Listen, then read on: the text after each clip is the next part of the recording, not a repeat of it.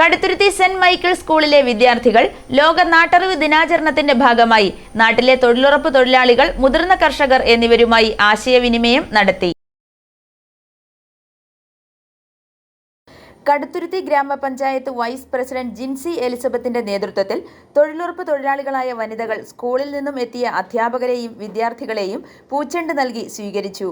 വിദ്യാർത്ഥികളുടെ നിരവധിയായ സംശയങ്ങൾക്ക് തൊഴിലുറപ്പ് അംഗങ്ങൾ സംശയ നിവാരണം വരുത്തി.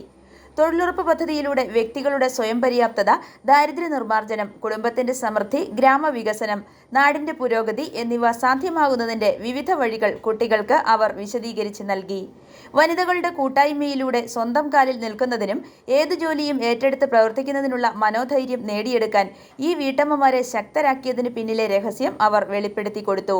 വിദ്യാർത്ഥികളോടൊപ്പം അനുഭവങ്ങൾ പങ്കുവച്ചും ഒറ്റമൂലികൾ ഉൾപ്പെടെയുള്ള നാടൻ പൊടിക്കൈകളും ആരോഗ്യപരമായ ഭക്ഷണം ഉണ്ടാക്കുന്നതിനുള്ള രുചിക്കൂട്ടുകളും മറ്റ് നാടൻ അറിവുകളും പങ്കുവച്ചും നാടൻ പാട്ടുകൾ പാടിയും ലഘുഭക്ഷണം കഴിച്ചുമാണ് കുട്ടികളോടൊപ്പം സമയം ചെലവഴിച്ചത്.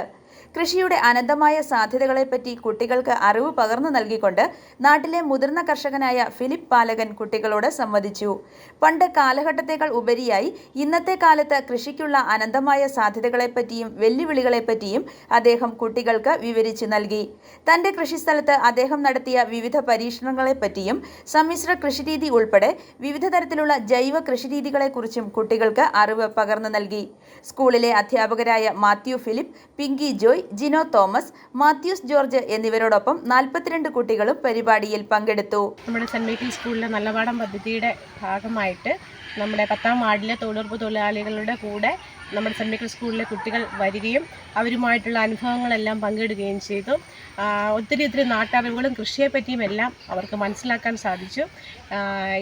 ഇവരുടെ സമയങ്ങളെക്കുറിച്ചും കൃഷി ചെയ്യുന്ന രീതികളെക്കുറിച്ചെല്ലാം വളരെ വിശദമായി തന്നെ നമ്മുടെ ചേച്ചിമാർ പറഞ്ഞു കഴിഞ്ഞു. എല്ലാവർക്കും നന്ദി. i4u news, Ettumanoor.